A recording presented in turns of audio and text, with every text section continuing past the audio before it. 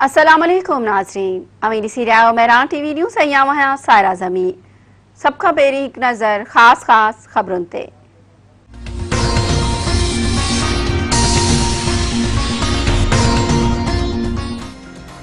सिंध हुकूमत तरफ़ां कोरोना पाबंदियूं वधीक सख़्त करण जो फ़ैसिलो।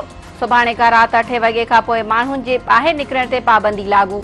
वॾे वज़ीर तरफ़ां आईजी सिंध खे गाॾियुनि में घुमंदड़नि ख़िलाफ़ कार्रवाई जी हिदायत। ज़रूरी कम या अस्पताल वेंदड़नि खे वञण जी इजाज़त हूंदी। मुराद अली शाह चयो आहे त जुमे या आचर जे ॾींहुं कारोबार मुकमल तौर बंदि रहंदो। भञकड़ी करण ते 2 खां 10 लख रुपयनि ताईं ॾंड लॻी सघे थो। 2 हफ़्तनि जी पाबंदी ते अमल थियो त वॾो फ़ाइदो थींदो। केस घटिया त नरमी कई वेंदी। वज़ीर आज़म इमरान ख़ान एहसास सेविंग वॉलेट्स बैंक अकाउंट जो इफ़्तिताह करे छॾियो। इमरान ख़ान चयो आहे त कोरोना सबबि 1 साल में करोड़े माण्हू गुर्बत जी लकीर खां हेठि हलिया विया आहिनि।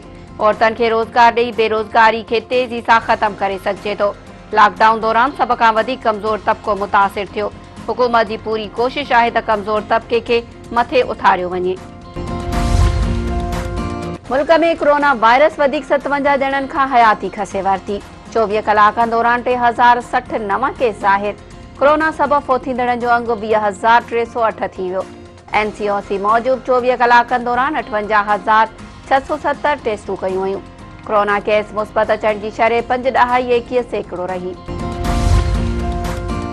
MQM हिकु भेरो ॿीहर सिंध में नफ़रत पखेड़ण जी सियासत शुरू करे छॾी। मुतहिदा पंहिंजी पुराणी सिंध दुश्मनी वारी रिवायत ते लही आई। ॿीहर सिंध विरहाइण जो मुतालबो।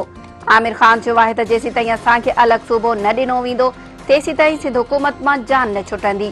अलॻि सूबे जी ॻाल्हि कंदा आहियूं त उन्हनि खे बाहि लॻी वेंदी आहे।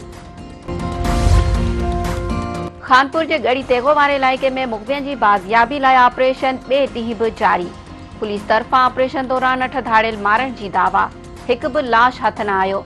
2 अहलकारनि फोटोग्राफर जे शहीद थियण बाद बख़्तरबंद गाॾियुनि ते सवालो थी विया। SSP शिकारपुर अमीर सऊद मक्सी जो चवणु आहे त धाड़ियलनि जा लाश संदन साथी खणी विया आहिनि। समूरनि ॾोहारियुनि जे ख़ात्मे ताईं ऑपरेशन जारी रहंदो। Sindh high court Sukkur bench में घोटकी वासी मुमताज़ छॾण क़तल केस जी ॿुधणी। जस्टिस आफ़ताब गोरन रिमार्क्स ॾिना आहिनि त पुलिस जी ग़लत हिकमत अमली सबबि अहलकार शहीद थी रहिया आहिनि। पुलिस छा करे रही आहे? सिंध हुकूमत रेंजर्स खे पघार ॾिए थी त कम बि वठे। नाकारा हथियार ऐं बख़्तरबंद गाॾियूं ॾेई अहलकार मारिया पिया वञनि। दौदापुर जे ॻोठ अब्दुल मजीद चाचड़ में चाचड़ मलकानी तकरार तां हथियारबंदनि जी फायरिंग। ग़ुलाम नबी चाचड़ क़तल। फाके खां पोइ धुनियूं मोर्चा बंदि थी वयूं। ज़मीन जे तकरार तां धुरियनि जा 5 ॼणा क़तल थी चुका। खोटकी जे रहम माली पाड़े में जवाबदारनि वाबरा जे लाइनमैन अब्दुल रशीद मीरानी खे घुटा ॾेई क़तल करे छॾियो। वारसनि चयो आहे त जिसकाणी बिरादरी जे माण्हुनि अब्दुल रशीद खे घरां घुराए घुटा ॾेई क़तल कयो आहे।